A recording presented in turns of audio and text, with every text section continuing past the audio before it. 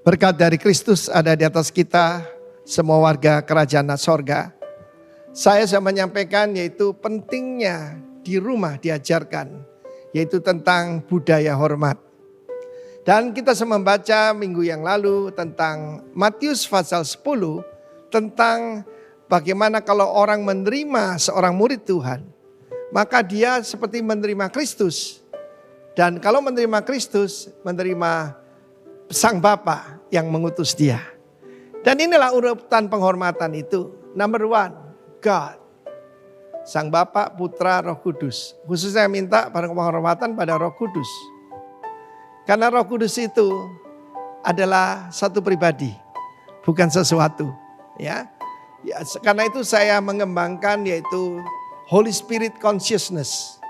Kesadaran hadirnya Roh Kudus. Banyak orang itu kesadarannya roh jahat, kuasa gelap. Sadarlah, namanya Immanuel. Tuhan yang menyertai kita setiap saat. Yang kedua, Nabi Tuhan ataupun utusan Tuhan. Ketiga, otoritas. Roma 13 mengatakan bahwa pemerintah itu menyandang pedang. Termasuk polisi, tentara. Sekarang nih lihat bagaimana penghujatan kepada polisi secara khusus. Ya, itu kota, polisi itu mengamankan kota. Tetapi kita lihat bagaimana orang-orang berontak, the spirit of rebellion, lawlessness ada di mana-mana. Dan saya sudah bicarakan juga tentang menghormati orang tua. Tapi peringatan juga untuk bapak-bapak tidak menimbulkan amarah dalam diri anaknya. Karena banyak bapak-bapak tanpa sadar kita melampiaskan frustrasi kita pada anak-anak kita dan akibatnya akan sangat buruk. Lalu kemudian baru the righteous man dan the little ones. The little ones itu kepada orang-orang yang Tuhan suruh kita care. Mungkin pegawai kita dan sebagainya. Tetapi ini urutannya. Dan firman Tuhan menunjukkan bagaimana minggu yang lalu saya sampaikan ketika Miriam dan Harun mengatai istri kepada Musa. Tuhan sangat murka dan Musa taruh mukanya ke tanah dan mintakan ampun. Itulah doa syafaat, saudara. Dalam hidup saya sering yaitu dikerjain orang, dikata-katain. Saya tahu itu bukan urusan saya, sebab Tuhan mendengar.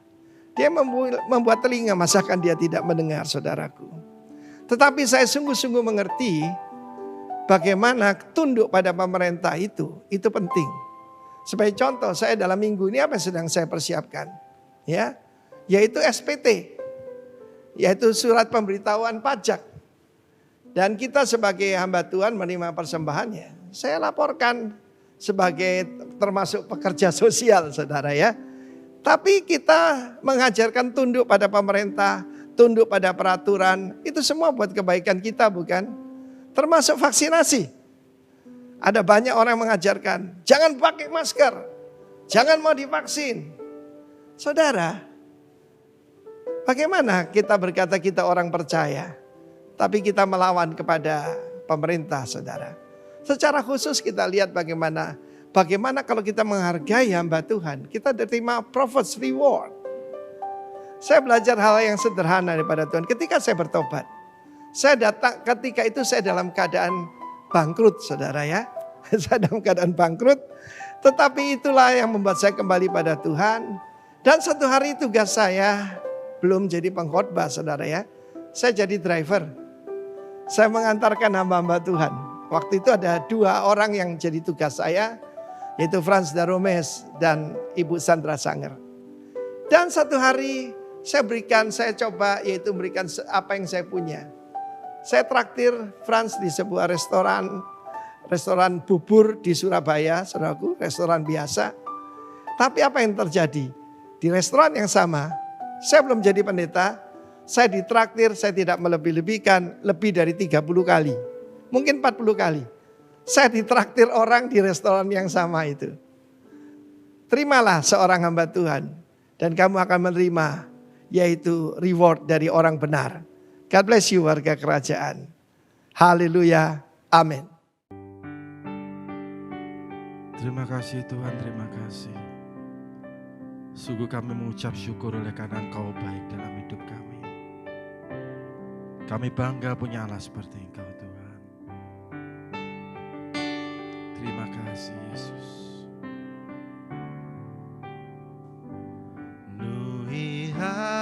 hatiku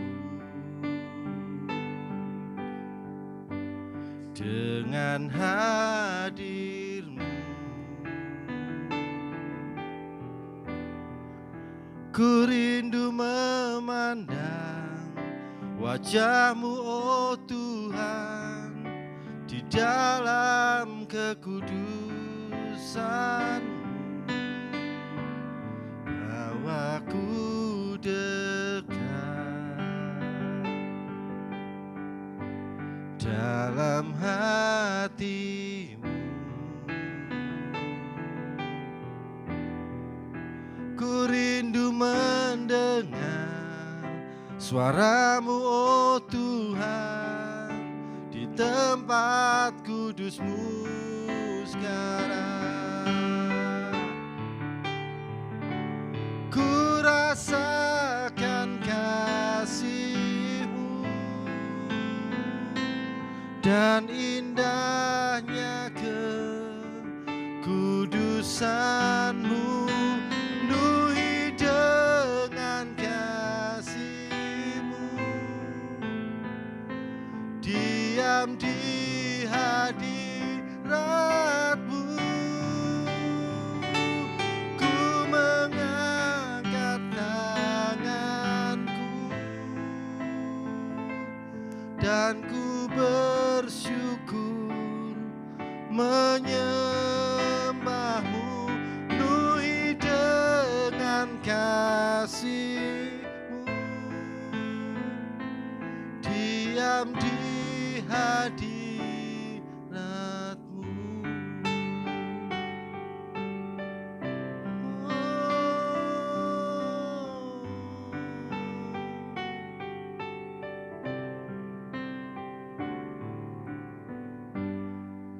Penuhi hatiku dengan hadir-Mu. Ku rindu memandang wajah-Mu, oh Tuhan, di dalam kekudusan-Mu. Bawaku dekat dengan hati-Mu. Ku rindu mendengar suara-Mu, oh Tuhan, di tempat kudus-Mu sekarang. Ku rasakan kasih-Mu dan indahnya kekudusan-Mu. Penuhi dengan kasih-Mu, diam di hadirat-Mu. Ku mengangkat tanganku dan ku bersyukur menyembah-Mu. Penuhi dengan kasih-Mu, diam di hadirat-Mu.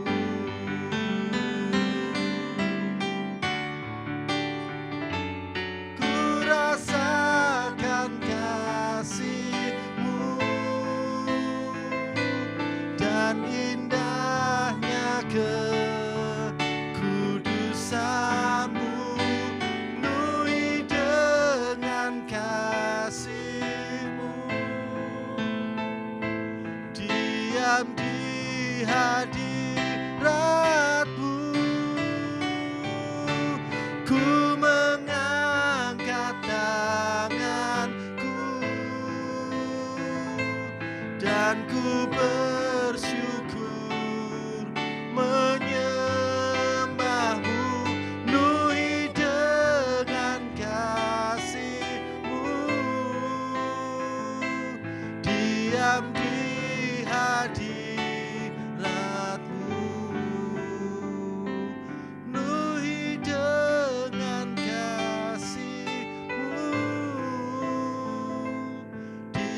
diam di hadirat-Mu, penuhi dengan kasih-Mu, diam di hadirat-Mu.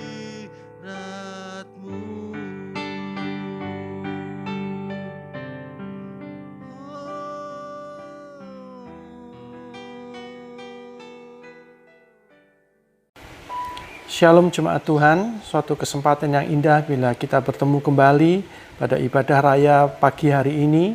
Kita akan bersama-sama belajar merenungkan kebenaran firman Tuhan. Sebelum memulai segala sesuatunya, mari kita satukan hati, kita mau berdoa.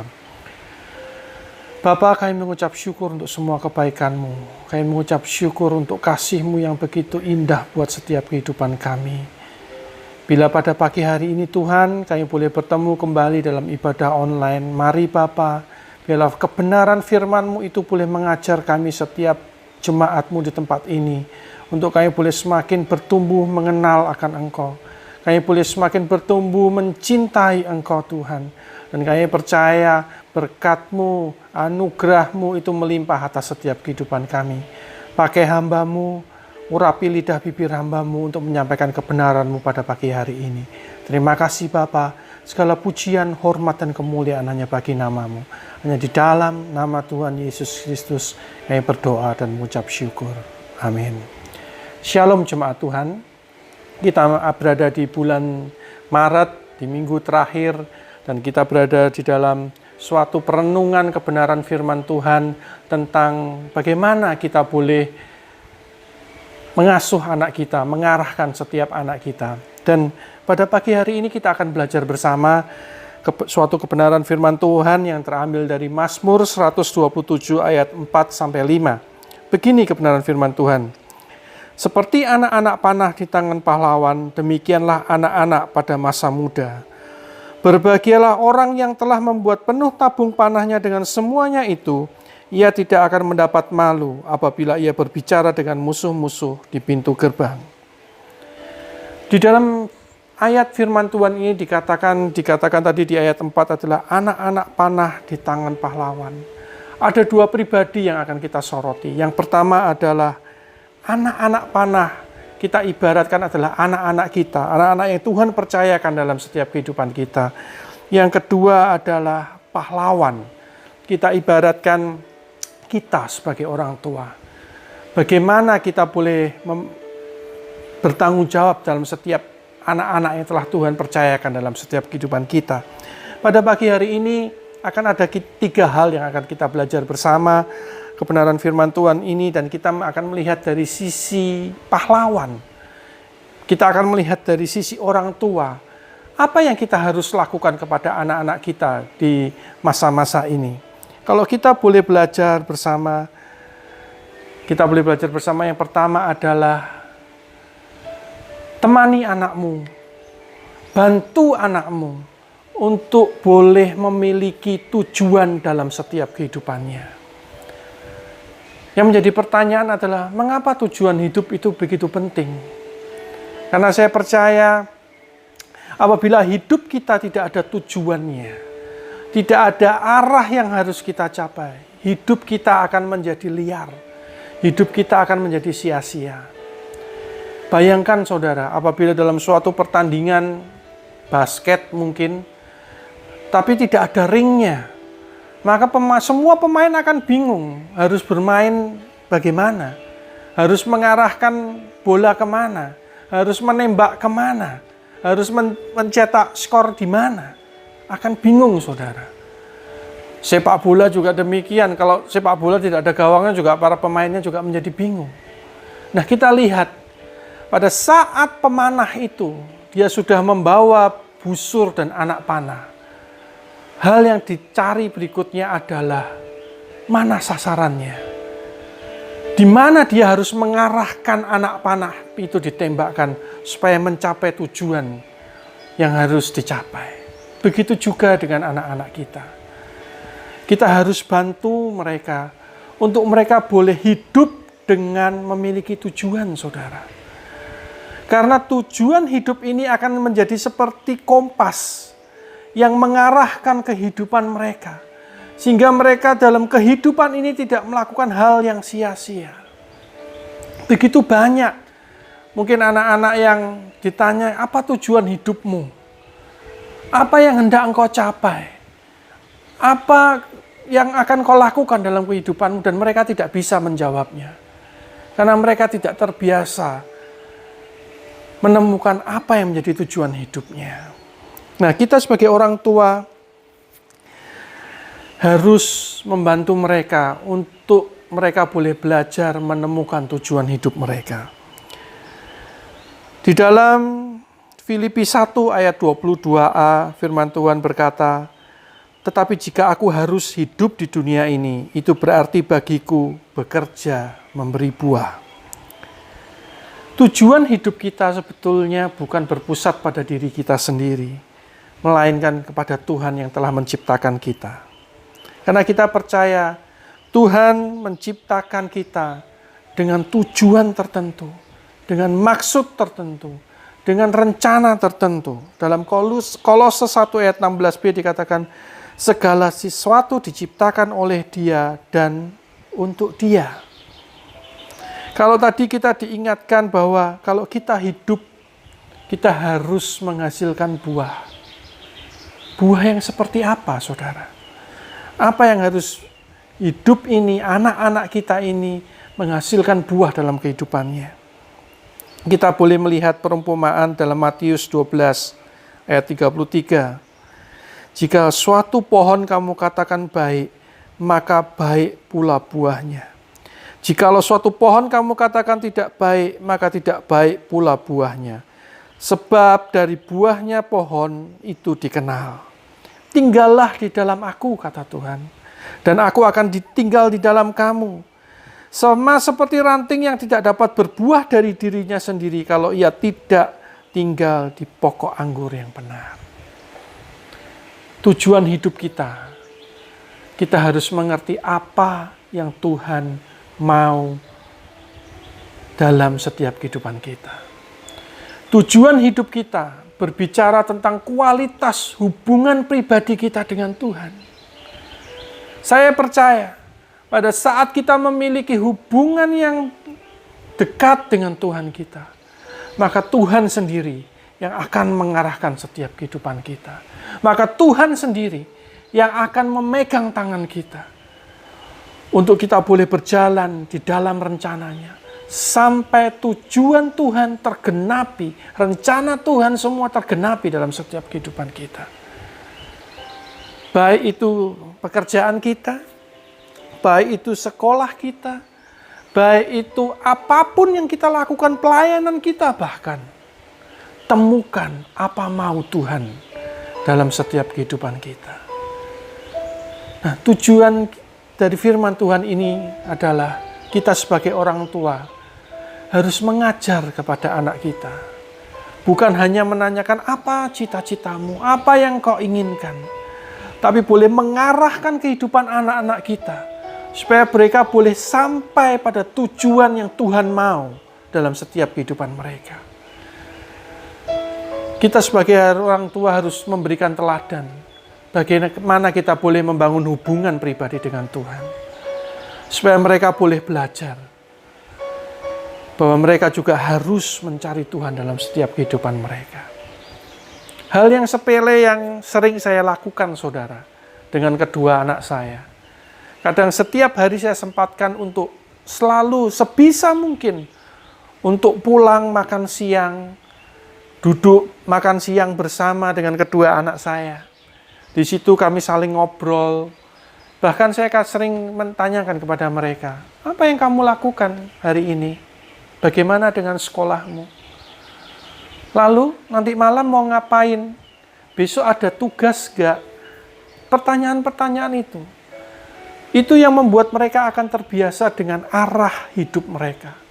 Mereka akan terbiasa harus mempersiapkan hidup mereka untuk yang besok pagi, untuk besok harinya. Hal-hal yang sepele itu kan, saudara, kita harus persiapkan. Kita harus ajar kepada anak-anak kita. Supaya mereka menjadi orang-orang yang memiliki tujuan hidup. Mereka menjadi anak-anak yang memiliki arah dalam setiap kehidupan mereka. Amin. Yang kedua,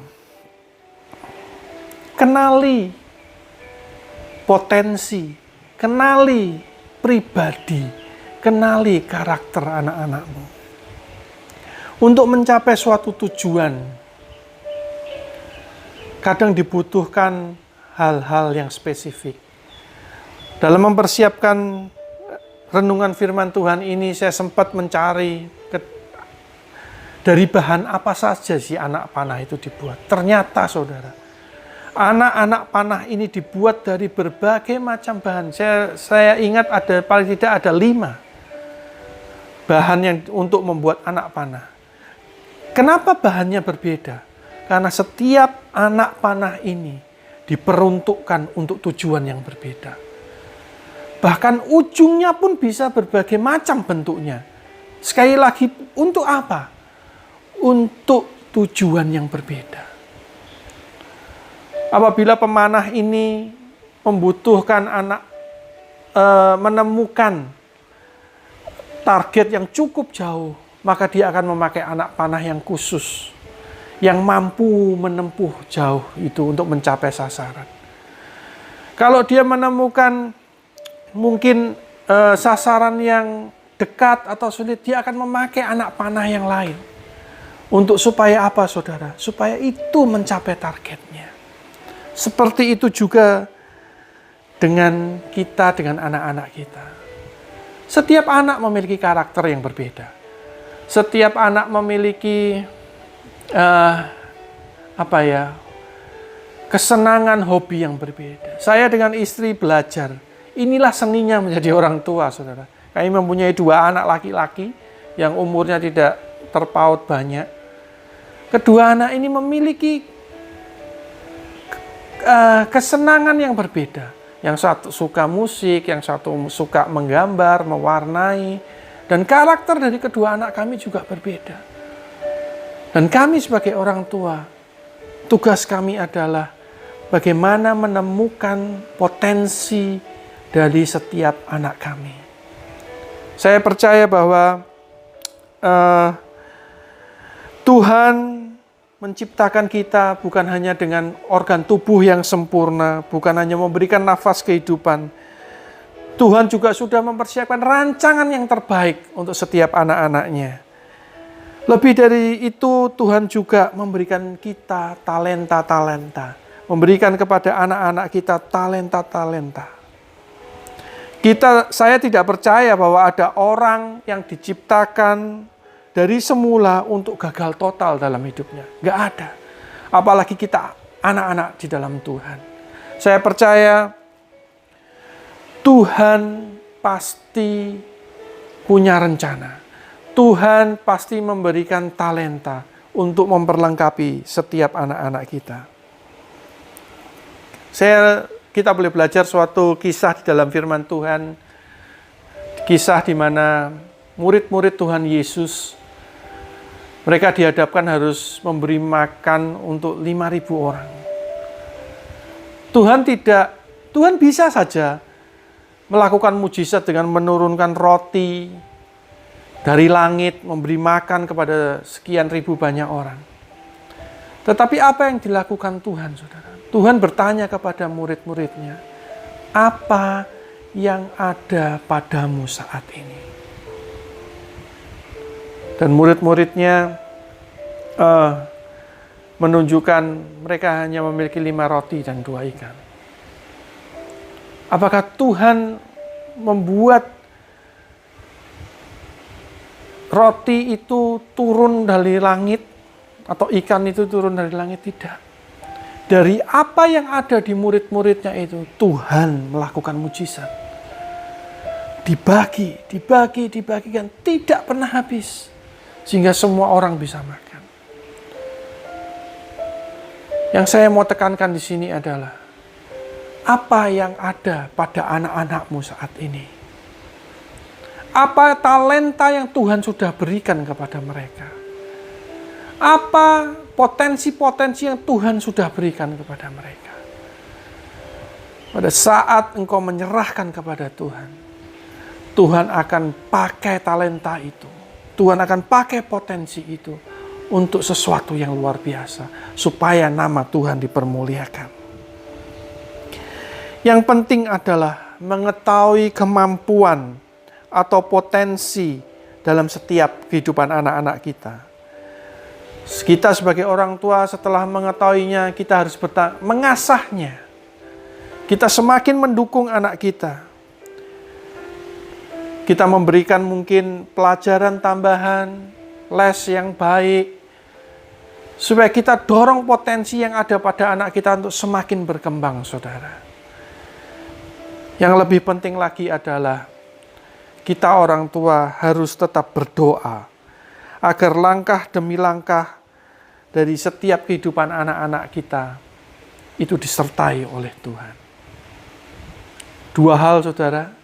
Tadi yang pertama adalah bantu anak-anak kita untuk menemukan tujuan hidupnya.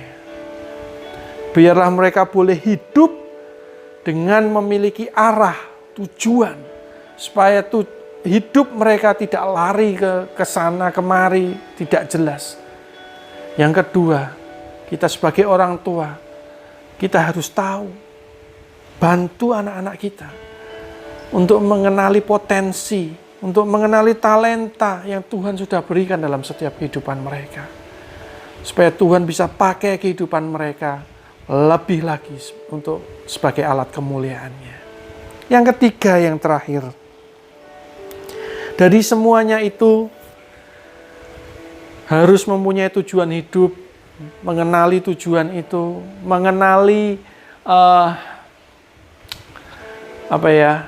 boleh dikatakan mengenali potensi, mengenali bakat, mengenali kemampuan dari anak-anak kita. Hal ketiga yang tidak kalah pentingnya adalah sediakan waktu untuk anak-anak kita. Kadang kita sering dengar kedua orang tua yang selalu sibuk, aku gak bisa punya banyak waktu dengan anak-anakku. Tetapi aku selalu memberikan waktu yang berkualitas. Pada pagi hari ini saya berkata, tidak hanya waktu yang berkualitas, tapi kita juga harus punya waktu yang berkuantitas dengan anak kita. Apa maksudnya? Sediakan lebih banyak waktu dengan anak-anak kita. Karena kalau kita tidak menyediakan waktu untuk anak-anak kita, kita tidak akan bisa mengerti potensi mereka, karakter mereka, apa yang mereka tidak suka, apa yang mereka suka. Butuh waktu, saudara. Saya selalu sediakan waktu, bahkan Sabtu Minggu, Senin sampai Jumat bekerja, malam bersama dengan anak-anak. Sabtu Minggu saya selalu habiskan waktu bersama dengan mereka. Kadang pergi bersama, makan bersama, hal-hal yang simpel, saudara. Ngobrol. Jadi saya sering, ini yang menjadi peraturan di keluarga kami, dengan anak-anak saya yang saya ajarkan. Kesempatan pada saat kita ngobrol kadang adalah pada saat kita makan malam bersama. Pada saat kita makan malam, saya ngelarang pegang handphone, saudara. Semua taruh. Saatnya makan, kita makan sambil ngobrol, cerita. Makanya saya selalu biasakan kalau makan selalu di waktu yang bersamaan. Saya bisa cerita apa yang terjadi di kantor, kejadian-kejadian, mereka juga bisa cerita. Dengan waktu yang kita sediakan, akan ada kedekatan, hubungan kedekatan yang terjalin antara kita dan anak kita. Di hari-hari ini, yang anak-anak butuhkan adalah keteladanan orang tua. Bukan lagi hanya ucapan, kita boleh menegur, kita boleh marah, atau kita boleh menyuruh mereka. Tetapi apa yang mereka lihat adalah bagaimana keteladanan orang tuanya. Bagaimana kehidupan orang tuanya hari lepas hari. Itu yang mereka lihat, saudara. Itu mengapa sering saya bersama istri selalu diingatkan pada saat kami menikah, pada saat kami mengucapkan janji nikah, bahwa di hadapan Tuhan kami berjanji bahwa kami akan membawa anak-anak ini, mengajar anak-anak yang Tuhan berikan dalam setiap kehidupan kami, untuk mereka boleh mengenal Tuhan dengan pengenalan yang benar, pengenalan dengan dasar firman Tuhan. Itu yang selalu saya ingat. Bagaimana kita bisa menyuruh mereka berdoa kalau kita sendiri tidak berdoa, menyuruh mereka ke gereja kalau kita sendiri tidak ke gereja, menyuruh mereka melayani kalau kita sendiri tidak melayani. Figur keteladanan itu yang dibutuhkan oleh anak-anak kita di akhir zaman ini. Karena di akhir zaman ini begitu banyak hal yang mudah sekali didapat oleh mereka melalui gadget mereka, melalui handphone mereka, melalui internet. Bahkan kita orang tua kadang tidak bisa selalu setiap saat memfilternya. Tapi saya mau katakan malam hari ini, pada saat engkau orang tua memberikan teladan dalam setiap kehidupanmu, engkau hidup takut akan Tuhan, menyerahkan segala sesuatunya kepada Tuhan, kau akan melihat Tuhan juga akan pelihara anak-anakmu. Tuhan juga akan pelihara masa depan anak-anakmu. Tuhan juga akan pimpin setiap kehidupan anak-anakmu. Saya percaya bahwa setiap anak panah di tangan pahlawan pasti diciptakan untuk suatu tujuan yang khusus, untuk suatu tujuan yang mulia. Dan kita sebagai orang tua, kita sebagai pahlawannya, bertanggung jawab supaya anak panah itu boleh melesat jauh ke depan, mencapai sasaran, dan memperoleh kemenangan. Kiranya firman Tuhan yang singkat ini boleh menjadi berkat bagi kita semua. Saya juga belajar banyak hal dari firman Tuhan ini, bahwa kita harus mengenali anak kita, membantu mereka untuk mereka juga memiliki tujuan hidup dalam setiap kehidupan mereka. Membantu mereka untuk mereka boleh mengenali potensi dalam setiap kehidupan mereka. Talenta. Dan yang ketiga, sediakan waktu untuk anak-anak kita. Mulai kurangi hal-hal yang tidak penting. Sediakan waktu, saudara. Tanpa waktu, tanpa engkau menyisihkan waktu untuk anak-anakmu, engkau tidak akan bisa membantu mereka untuk menemukan tujuan hidup dan bahkan menemukan potensi dalam setiap kehidupan anak-anakmu.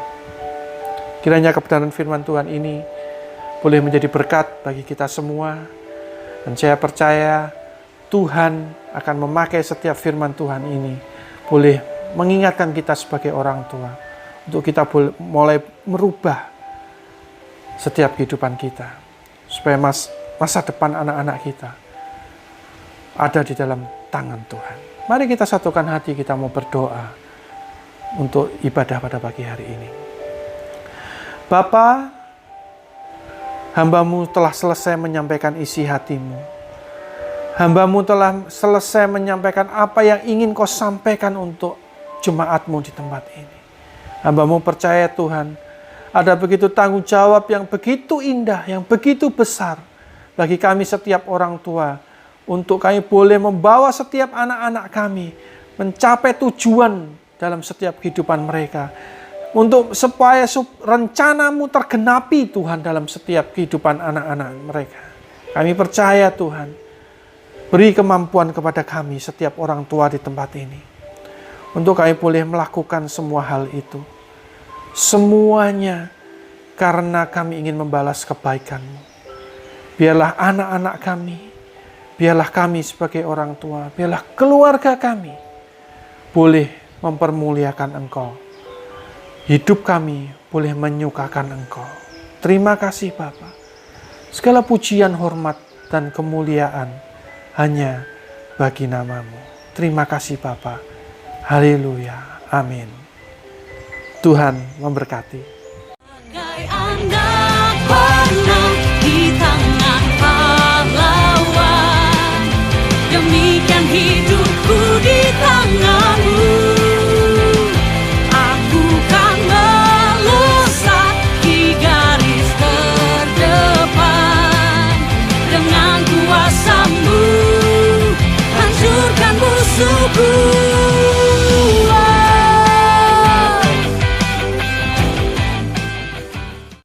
Puji nama Tuhan, saudara sudah diberkati firman Tuhan yang luar biasa. Dan di rumah saudara masing-masing, saudara boleh mengangkat tanganmu untuk menerima berkat daripada Tuhan. Tuhan akan memberkati engkau dan melindungi engkau. Tuhan akan menyinari engkau dengan wajah-Nya dan memberikan kepadamu kasih karunia. Dan Tuhan menghadapkan wajah-Nya kepadamu, memberikan kau damai sejahtera, kekuatan yang melimpah-limpah, mulai hari ini sampai selama-lamanya. Di dalam nama Tuhan Yesus, amin.